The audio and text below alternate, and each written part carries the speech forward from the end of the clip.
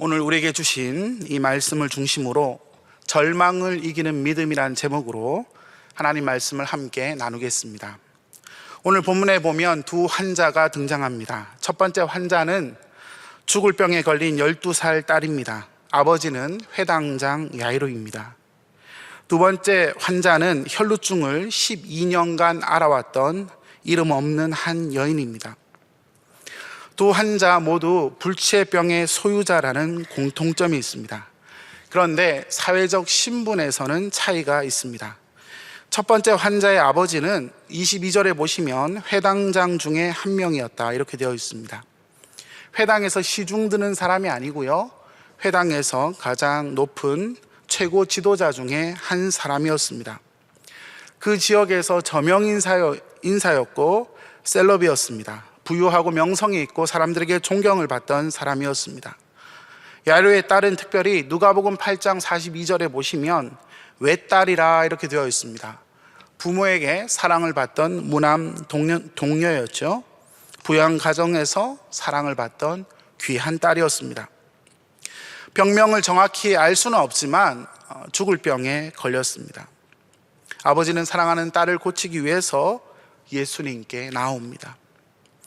여러분, 자식이 너무나 많이 아프면요, 부모가 대신 아팠으면 하는 마음이 들기도 합니다.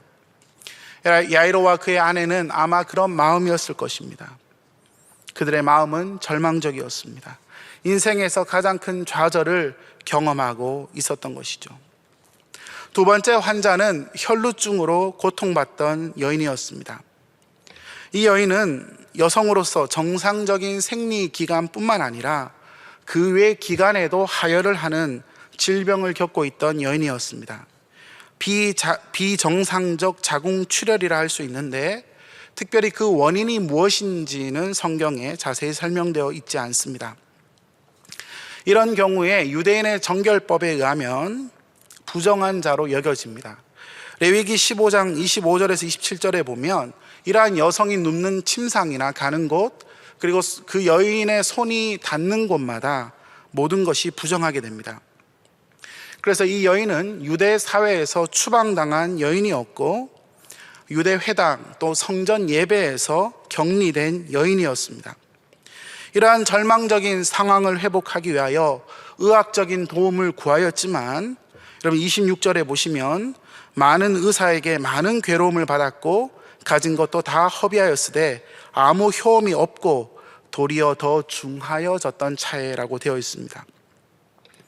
가정에서, 교회에서, 또한 사회에서 그 당시에 많은 사람들로부터 추방당했던 여인, 건강을 잃고 재산도 잃고 모든 것을 허비한 바닥을 치던 인생이었습니다.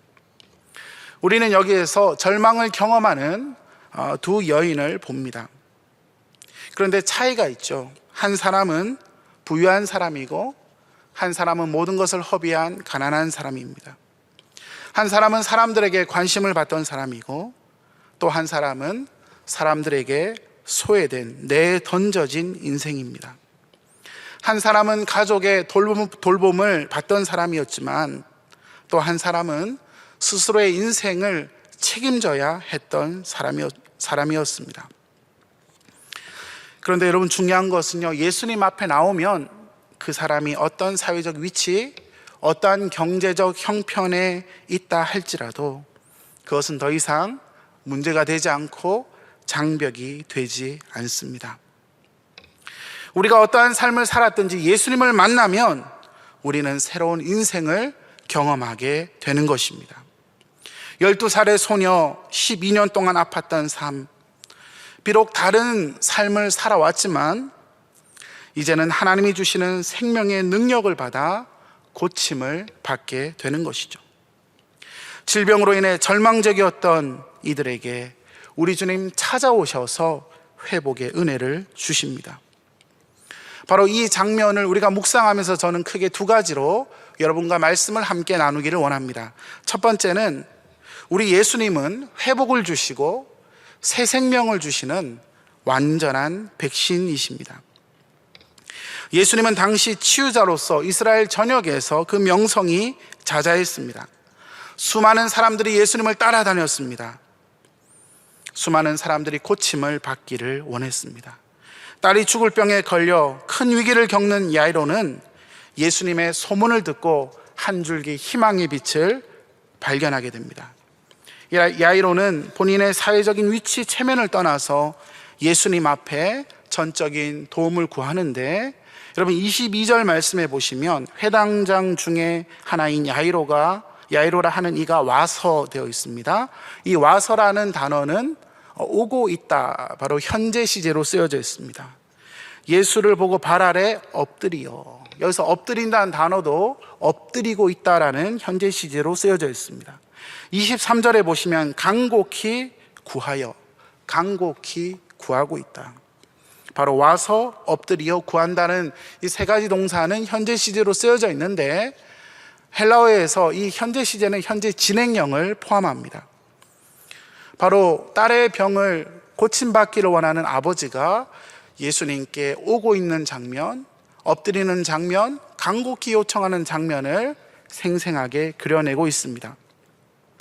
저자 마가는 과거에 있었던 사건을 설명하지만 마치 우리가 있는 이 현장 속에 바로 이 야이로가 예수님 앞에 엎드리는 것처럼 그렇게 본문에서 설명하고 있는 것입니다. 야이로의 간청은 예수님 오셔서 자신의 딸에게 손을 얹으시어 낫게 해달라는 것이었습니다. 결국 예수님은 야이로의 집으로 이동합니다.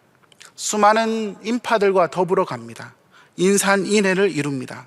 예수님의 소문을 듣고 수많은 사람들이 밀고 당기며 길을 가는데, 혈루증을 앓던 한 여인, 예수님의 옷자락에 손이라도 대고 싶은 그 열망을 가지고 갑니다. 때마침 예수님이 그 여인 앞에 지나가십니다. 순간적으로 이 여인은 예수님께 다가갔고 예수님의 옷에 손을 댑니다. 여러분, 그 순간 어떻게 되었습니까? 여러분 29절 말씀에 보시면 이에 그의 혈루 근원이 곧 마름에 병이 나은 줄을 몸에 깨달았다. 여기서 혈루 근원이 곧이라는 이 부사가 되게 중요한데요, 곧 즉시 이런 뜻입니다. 특별히 헬라어 원문에 보면 29절에 이 곧이라는 단어, 바로 유투스라는 이 단어가 맨 앞에 나와 있습니다. 저자는 바로 즉시 이 여인이 고침을 받았다는 것을 강조합니다. 여러분, 이 즉시 곧이라는 단어가 참 재밌는데요, 경상도 말로는 퍼뜩이고 전라도 말로는 싸게고 이북말로는 날래입니다. 유의어로는 빨리, 재빨리, 날쌔게, 얼른, 금세, 당장, 냉큼, 속히, 즉각, 이 중에 하나 붙잡으시면 은혜가 될 것 같습니다. 여러분, 예수님의 말씀이 없어도 예수님의 옷자락에 손이 닿기만 해도 이 여인은 완벽하게 치유를 경험했습니다. 여러분, 그렇습니다. 우리 주님은 회복을 주시는 전능자이십니다. 우리 주님은 완벽한 백신이 되십니다. 12년 동안 어디에서도 이 병이 낫지 않았던 이 여인, 불치의 병을 우리 주님은 치유해 주십니다. 유대인의 정결법에 의하면 이 여인은 부정한 여인이죠. 이 여인이 가는 곳마다, 이 여인의 손이 닿는 곳마다 다 부정합니다.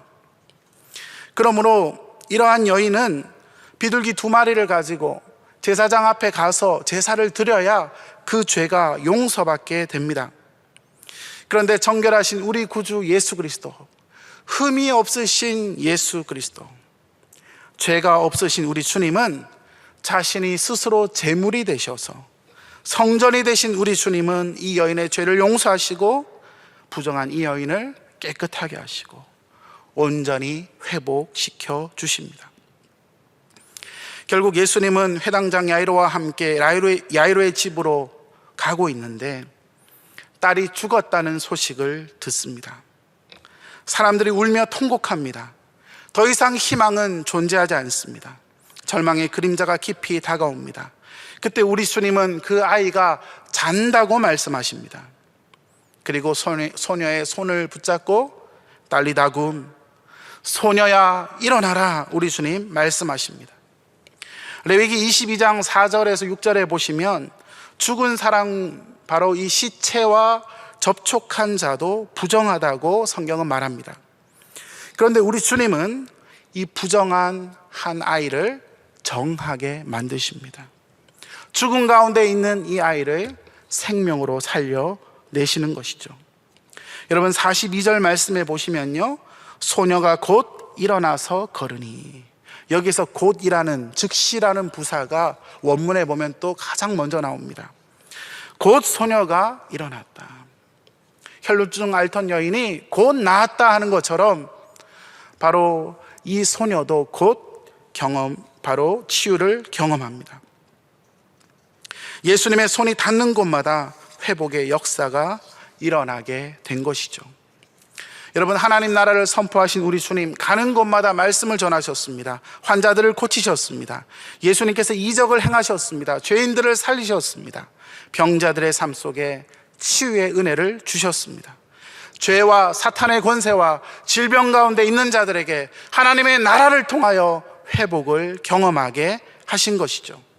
마가복음 1장에는 나병 환자를 고치시고, 2장에는 중풍병자를 고치시고, 3장에는 안식일에 손 마른 자를 고치시고, 5장에는 군대 귀신에 사로잡힌 한 영혼을 고치십니다. 예수님을 통해 하나님의 나라가 임했음을 우리 주님은 보여주신 것입니다. 이적을 통해서 하나님 나라의 놀라운 은혜를 계시하셨습니다. 죄와 사망의 권세 가운데 있는 우리들을 고쳐주시는 예수님, 완벽하게 치유하시는 주님, 우리 주님은 회복을 주시고 새 생명을 주시는 왕이시요 완벽한 백신이 되십니다.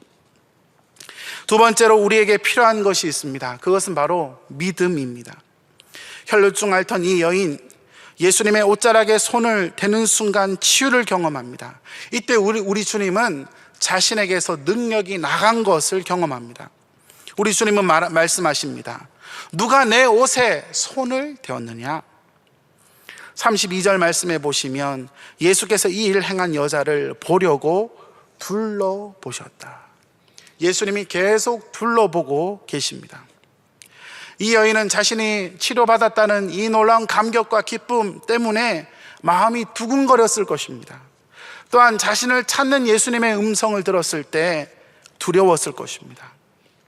이 여인에게 당장 필요한 것은 육신의 질병이 낫는 것이었죠.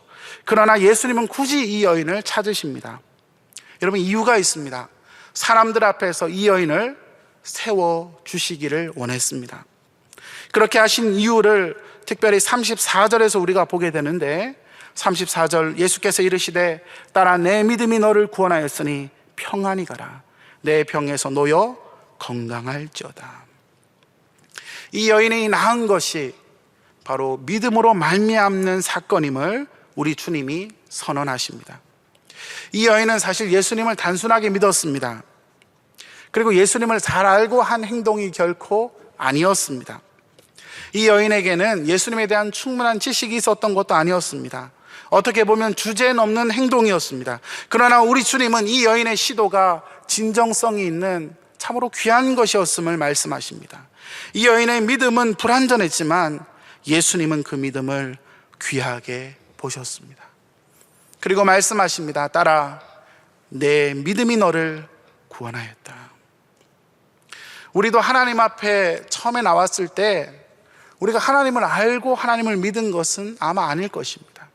처음에 인생에 많은 기도의 제목이 있고 문제가 있고 우리의 인생의 상황이 있었기에 우리도 이 가정처럼 하나님 앞에 나아왔던 것이죠. 인생의 문제를 해결받기 위하여 나왔습니다. 바로 이 혈루증 앓던 여인은 겨자씨와 같은 작은 믿음으로 하나님 앞에 나왔습니다. 그러나 우리 주님은 이 여인의 믿음을 귀하게 보시고 이 여인을 딸이라고 말씀하시죠. 하나님 나라의 가족 공동체 일원으로서 그동안 소외되고 격리되었던 이 여인이 바로 하나님 나라의 백성으로서 딸아 내 믿음이 너를 구원하였다. 우리 주님이 놀라운 은혜로 그 여인을 축복하고 계십니다. 회당장 야이로의 집에서 소식이 왔습니다. 딸이 죽었다는 소식입니다. 그러나 우리 주님 36절에 말씀하시죠. 여러분 36절 말씀을 우리 한번 합심해서 우리 함께 읽습니다. 예수께서 그 하는 말을 곁에서 들으시고 회당장에게 이르시되 두려워하지 말고 믿기만 하라. 믿기만 하라. 여기에서 두려워하지 마라, 믿기만 해라, 다 명령형입니다. 그런데 여러분, 현재 명령형입니다.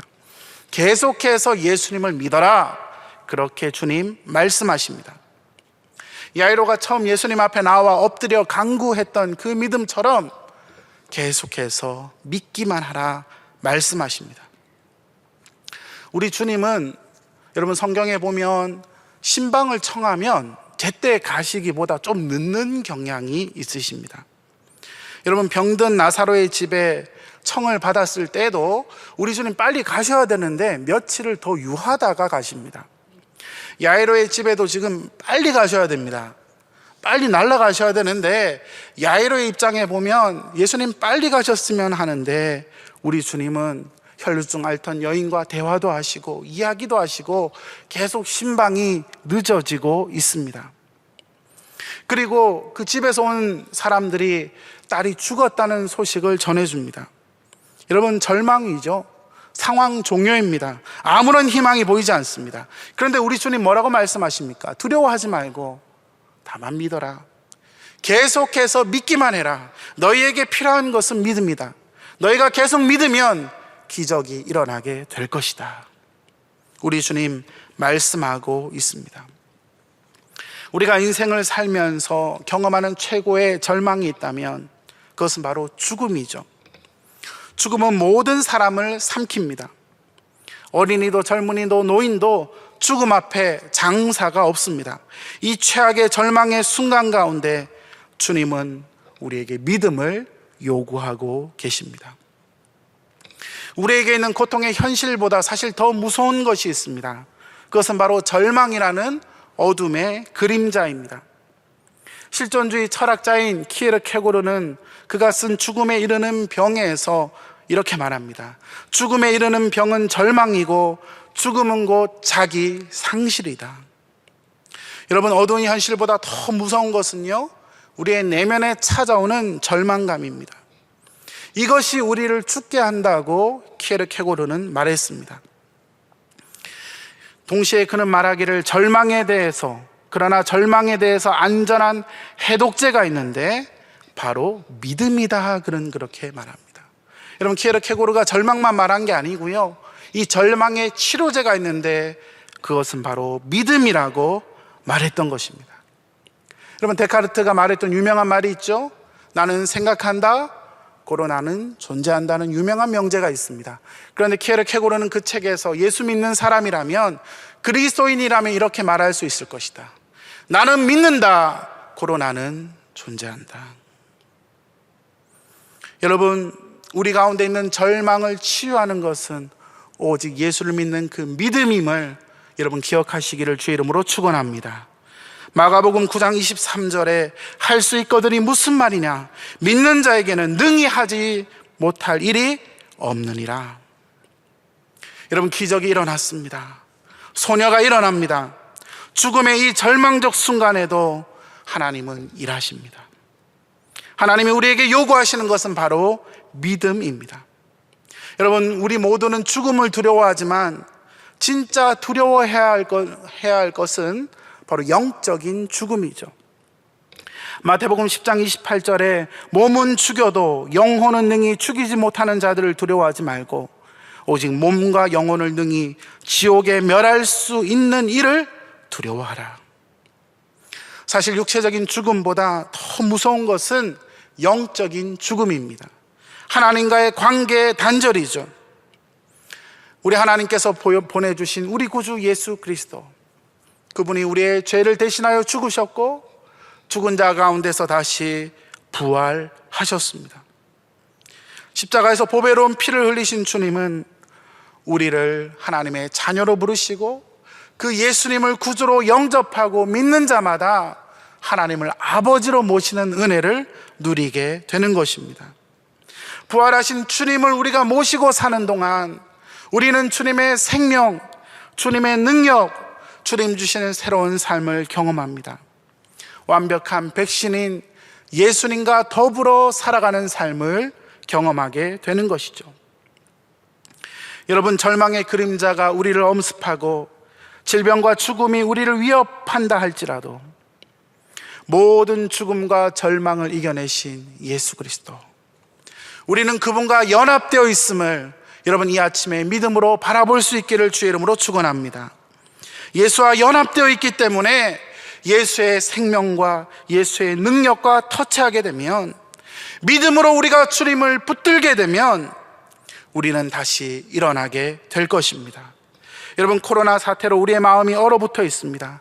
그러나 진정한 백신인 우리 구주 예수님을 모시고 날마다 주님과 더불어 이 절망의 순간들을 이겨내면 우리에게는 찬란한 아침이 찾아오게 될 줄 믿습니다. 이 절망의 순간을 믿음으로 이겨내는 우리 모두 되시기를 주의 이름으로 축원합니다. 오늘 우리에게 주신 말씀 기억하며, 하나님 그렇습니다. 우리에게 절망이 있습니다. 두려움이 있습니다. 그러나 하나님 믿음으로 이긴다 하셨사오니 주여 우리에게 믿음을 더하여 주시옵소서. 믿음으로 하나님 더 의지하게 하여 주옵소서. 우리 주여 한번 부르고 우리 합심해서 개인 기도에 들어가도록 합니다.